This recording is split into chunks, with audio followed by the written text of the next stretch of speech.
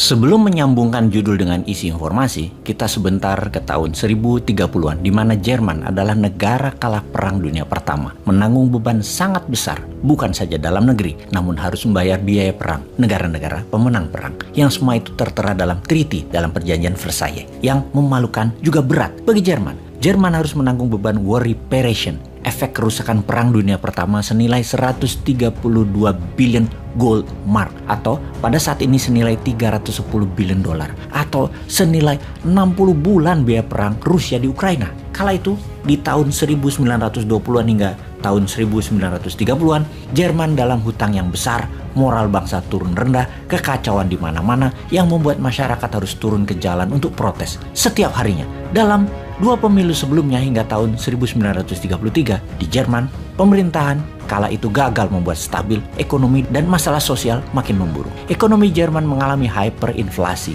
pengangguran dan ketidakpastian ekonomi. Hitler dan Nazinya memanfaatkan peluang tersebut, yaitu kekacauan negara Jerman, khususnya dalam masalah ekonomi, sebagai tema propaganda dan berhasil mengambil alih pemerintahan serta membuat Jerman menjadi negara superpower dengan cepat. Ketika 30 Januari 1933, Hitler dilantik menjadi kanseler. Selanjutnya adalah sejarah yang kita semua sudah tahu. Moral of the story, cerita di awal itu adalah masalah finansial dan inflasi bisa merubah jalan sejarah, bisa change the course of history. Bersama dengan itu semua kita kembali ke keadaan kita sekarang dalam minggu-minggu kemarin hingga saat ini dan beberapa bulan ke depan. Terdapat fakta bahwa bursa saham berkelimpangan, nilai mata uang negara lemah kehilangan nilainya, harga bahan bakar meningkat tajam, harga komoditas pangan meningkat drastis. Dan bersama itu kita menjelaskan apa arti inflasi sebenarnya dan apa pengaruh inflasi. Selain dari kekuatan daya beli atau purchasing power yang menurun, namun pada kehidupan kita sehari-hari, apa pengaruh inflasi tersebut? Apa efek inflasi bagi dunia saat ini? Sehubungan dengan inflasi semakin meningkat, sebaiknya harta Anda, uang Anda diletakkan sebagian di emas, di dinaran, aplikasi yang membuat rupiah Anda memiliki emas sebagai jaminannya. Dalam rekening Anda ada 10 juta rupiah yang Anda bisa belanjakan dan ambil setiap saat karena bisa ditransfer antar bank seketika. Juga memiliki kartu ATM GPN.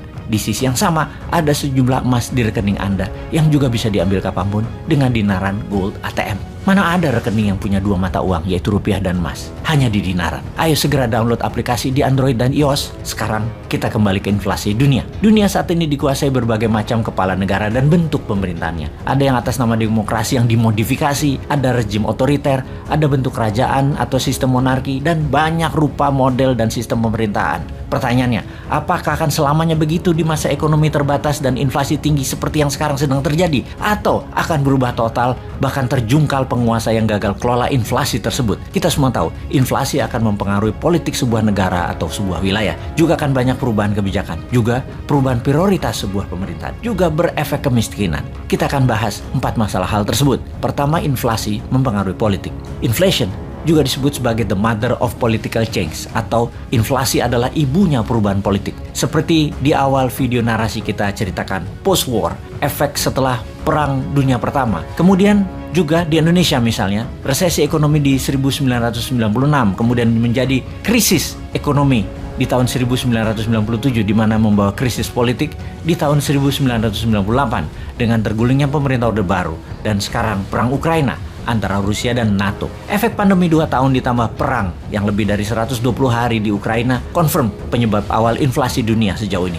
Bahkan yang memprotes agar perang segera disudahi dengan Rusia mendapatkan apa yang Rusia mau, yaitu wilayah buffer, Donbas dan Crimea, dan mendapatkan janji NATO tidak menambah lagi anggota NATO baru, terutama di perbatasan Rusia seperti Ukraina dan Finlandia. Sementara Amerika dan sekutu G7 kemarin mengatakan tidak akan berhenti perang hingga Rusia kalah atau mundur balik keluar Ukraina. Agaknya perang akan menjadi panjang mengingat sebentar lagi dalam semester kedua tahun 2022, Oktober hingga Februari adalah musim dingin terdingin yang akan terjadi di Eropa Barat dan Eropa Timur. Mereka butuh gas, mereka butuh BBM Rusia. Ambiar itu Eropa kalau perang ini berkepanjangan. Kita kembali ke inflasi. Jimmy Carter ketika menjabat Presiden Amerika, beliau adalah Presiden Amerika yang sederhana, humble, petani, dan di zaman jabatannya inflasi tinggi terjadi di Amerika. Harga makanan meningkat tajam dan harga bensin tinggi. Tingkat pengangguran terburuk dalam 10 tahun terakhir di zaman Jimmy Carter, ditambah derak kartel menguasai jalanan Amerika. Ujung-ujungnya inflasi menumbangkan Jimmy Carter, diganti oleh Ronald Reagan dengan kemenangan telak. Saat ini, di Amerika, harga pangan juga naik 10% dalam 4 bulan terakhir. Harga BBM naik 8%. November tahun ini, Joe Biden menghadapi midterm election. Peluangnya adalah inflasi akan memukul Biden dan akan merubah jalan sejarah politik Amerika ke depannya. Kita ke India sekarang. Di tahun 2014, Perdana Menteri lama India, Manmohan Singh, inflasi India terburuk kala itu sehingga Narendra Modi berkuasa dengan telak. Sekarang kita semua mengerti apa yang inflasi bisa lakukan kepada sebuah pemerintahan. Kita mereview inflasi dunia, global inflation. Saat ini berkisar di 7%. Harga pangan juga meningkat sekitar 7%-an sejak 4 bulan terakhir. Efeknya adalah ada 50 negara dunia saat ini dari 200 negara dalam keadaan parah, krisis parah baik politik, pangan, dan energi negara tersebut. Siapa saja mereka itu? Brazil, Israel, Pakistan, Bangladesh, Turki, dan jika terus-terusan inflasi di negara-negara tersebut meningkat dan tidak terkendali, bisa dipastikan pemimpin yang saat ini berkuasa seperti di Brazil, di Israel, bahkan Erdogan di Turki bisa terjungkal di tahun 2023. Karena meningkatnya harga-harga kebutuhan bisa menggulingkan pejabat berkuasa. Inflasi bisa juga merubah wajah sebuah negara. Lihat saja Venezuela. Venezuela memiliki cadangan minyak bumi terbesar di dunia. Tetapi di peta dunia, apa posisi Venezuela sekarang? Kegaduhan politik berkepanjangan, inflasi tinggi juga berkepanjangan.